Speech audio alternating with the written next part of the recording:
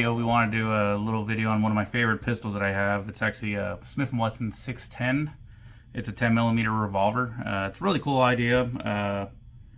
There's actually a lot of benefits to this. You know, revolvers are kind of known for being very reliable. This one is a 610. It's a newer model. It's a third generation 610. Smith & Wesson has a habit of making them and having them disappear. You'll see 610-3. That's the third iteration. Yeah, like I said, Smith & Wesson has a habit of making them and then for a few years and then discontinuing. This is the third time. They are available and they're still available. They have been popping up on our distributors' websites and stuff like that, so we can get these randomly. Metal frames, guns in general from Smith & Wesson and Springfield, they're kind of far and few between, especially revolvers, but they have been popping up. Like I said, this is a 10mm. One of the biggest benefits about that is here's actually some 10mm ammo right here. I usually carry Underwood ammunition with this. It's actually really good ammunition. If you ever get a chance, check out the Underwood ammunition. They make some wild, they use Lehigh projectiles, I believe, so they make some pretty wild bullets. By the way, this is called a moon clip. It's an easy loader and quick loader. If you buy this firearm, it comes with, I believe, 3. I don't have the other third one. I'm not making any promises. I'm just gonna say 2, but I'm pretty sure it comes with 3. That being said, you can buy extras randomly. I bought them from our suppliers and stuff like that. Like I said, it is a quick loader, moon clip. That's what it's called. So that way, all I gotta do is pop it in there. One benefit about that is this firearm is actually designed to run 40 Smith & Wesson as well too. So if you don't like the kick of a 10mm, 10mm ammunition is expensive or anything like that, or if there's a shortage, you do have the option of running 2 different types of ammunition with this: 40 Smith & Wesson and 10mm. If you use 40 Smith & Wesson, it is a shorter cartridge, so you will have to use moon clips. So the hammer can actually reach the primer. See, so if you use 40 Smith & Wesson, it'll go straight through. It won't be able to reach the primer. The hammer won't be able to reach primer. One benefit about that is, like you just saw, you can use the extractor. If you do not have a moon clip, the extractor does nothing. Just an FYI. Depending on the ammunition, it might be able to just slide out a little bit. You might have to use your finger. I prefer using these moon clips just for that reason. If you're at the range, or if you keep it around the house for self-defense or anything like that, then you actually can reload faster, a lot more quicker, a lot more reliable reloads. 10mm is actually a really good bullet. I'm pretty sure you've probably met people that are fanboys of 10mm and fangirls, of course. There's a reason for it. It's a really cool bullet. It's not like the greatest bullet on earth, but it's actually a really cool bullet. It's accurate. It shoots like a little laser beam. One thing I like about Smith & Wesson, especially revolvers, build quality is really good. There is a little bit of wiggle on the cylinders, but but it's not bad. I know I've had a 44 Magnum M69, and that one was a little tighter, but this one does just as well. Build quality on these are really good. Probably some of the best. Other than custom, of course. If you get a custom revolver, it's probably be a little better. One thing I do like is the sights are almost perfect right out the box. I've never had to adjust the sights on these. Most of my Smith & Wesson revolvers I almost never have. I have had a couple Walthers that I had to adjust the rear sights and stuff, but this one's been, this and my M&Ps have been pretty straightforward out of the box. Ejection, of course, is stereotypical Smith & Wesson. This is built on an M frame, or N frame, I mean. It's one step below the 50 cal Magnum, the 500 Magnum. So there's a bigger one, which is the X frame, which is the extra large. This one's just a large, which is still really big. You're probably not going to be able to conceal this very well. I mean, if there's a will, there's a way. That being said, it weighs a pretty good amount. I didn't bring my scale. I don't know where it's at. We just moved. But it is actually a really cool gun. These come in 4-inch and I believe 6-inch variants. Very cool gun. It does have, let's see if I can show you, it does have a one-piece barrel. I know the M69 actually had a sleeve barrel. This one's just a stereotypical milled out barrel. It does not have a high visibility front sight, but You can always add one later, or if you want to be a cheapskate, you can always put a little paint on it. That's what I'm probably going to do myself. Trigger pull on this is actually really good. Let's see. It is heavy. Let's just make sure it's empty before we pull any kind of triggers. It is empty. You kind of see. I'm trying to get y'all to see stuff so that way you see, at least see machinery. This one is a little dirty because I do use it randomly. I've been teaching my children how to shoot revolvers and pistols. So empty. Ammunition is off the table. So this one, like I said, the trigger is on it is actually really good. That being said, this is a double action, single action.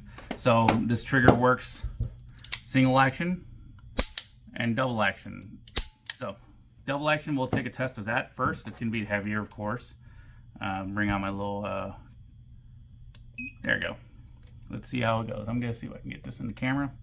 There we go. It's gonna be very heavy, super, super heavy. Yep. So it's like 11, almost 12 pounds. It's gonna be very, very heavy. Let's do it again, just so that way you kind of see that it's consistent. One thing about revolvers is it's all metal, almost everything. So about almost a 10 pounder right there. And then let's try it again. Get a little beep. Yeah, about 10 pounds on average. You can kind of see that. So about 10 pounds, give or take half a pound.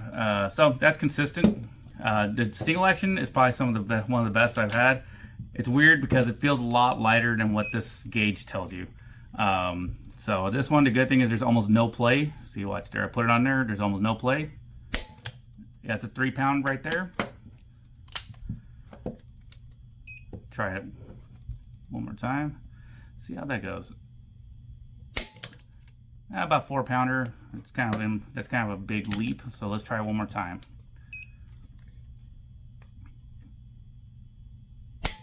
There you go, about 3 pounds. Let's say 3.5. Split it in the middle. 3.5 on single action. Single action is probably some of the best triggers you can have. Very accurate right out of the box, like I said, especially with the single action initiated. Double action is pretty heavy. Of course, that's kind of across the board with every firearm. You have to have a super custom firearm to actually have a really light double action. But yeah, this is actually one of the best pistols I've had. I know when I went to my license to carry course, my license to carry instructor course, this is the firearm I used. Accurate right out of the box. It does need a little bit of cleaning. You do have a mount area for scopes for people that use revolvers for hunting. I myself don't, but I think it's kind of cool. I wouldn't mind doing that, but I kind of like my rifles and stuff. This does have a what's it called? A safety lock over here. You use a key to lock it. I know some people over here in America, we call it a Hillary hole, because I guess Hillary Clinton's the one who pushed for that. That being said, I almost never use it. I do use this firearm a lot, and it hasn't had a problem. I haven't had a problem with that yet, at least. I always make sure, every once in a while, make sure it's unlocked, just in case it vibrates out. This one does come with rubber grips. I know you can get wood grips and stuff like that. It does have a flat bottom on the grip. I kind of like that. I have a kind of a bigger hand, so it kind of fills my hand a little bit better. One thing to note, if you are left-handed, the grip is kind of angled towards a right-handed grip. I haven't seen if they have a left-handed style, because it has a little thumb print right here. So if there is left-handed, I haven't checked it out, but you might want, if you are going to get one of these and you are left-handed, you might want to look at that first. Otherwise, you might have to deal with just it being, you know, awkward on the right, on your left hand. I mean, does say 10 mil on the barrel itself. It's got a really big hammer, which is good for positive contact with it. It is grip. It does have a etching on it, like so that way you have a little bit of grip. You can tell it's tempered metal. That and the trigger are tempered metal. Kind of adds a little bit to the, I know the aesthetic kind of dies off and everything kind of chrome and in those, but I kind of like it just that way you kind of know that it's a harder metal. It's not going to break if it does fall or anything like that. Yeah, these are great guns. If you're into revolvers, definitely check this out. Like I said, there are some ups and downs. There's a few ups and downs across the board. It is heavier. It is bigger. 10 mil is a great bullet. It's a straight shooter. It has very, very minimal drop at distance. It flies. I know the Underwood ammunition that I use on the box is rated at like 1,700 feet per second, which is crazy, out of an actual pistol bullet. That being said, it is a straight wall bullet, so you aren't going to be able to use the extractor because nothing's going to really touch on it. So just an FYI, you have to understand that. I myself, I just bought more moon clips. I kind of like being able to reload fast just in case. So that's the reason there are aftermarket ones. There are stock factory ones, these ones. There are a couple aftermarket ones. You do have the option of that. If you are going to use 40 cal, let's just say you just have some 40 cal that you want to use up, or maybe you have some 40 cal and you don't have 40 cal anymore. You can still use this, especially if you want to get into 10 mils.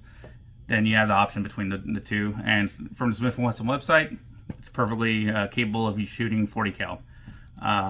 This is a great gun, like I said. Definitely check these out. I like Smith & Wesson revolvers. I like revolvers in general. That being said, you know, there are some limitations, but especially with calibers like this, it is kind of keeping up with the real world views, with the real world technology. So if you're ever in the market, definitely give it a shot. You can always contact us. By the way, we did move, like I said, to about 2 blocks away. Our store name is actually changing. Our training and videos are still going to be the same. It's going to be Iron Edge Tactical. For our training and videos, where I still do license to carry classes and basic pistol courses. Our store name has changed to San Miguel Arsenal. Just an FYI, we are still the same company. We're still the same people. We are not funded or sponsored by anyone. Just an FYI.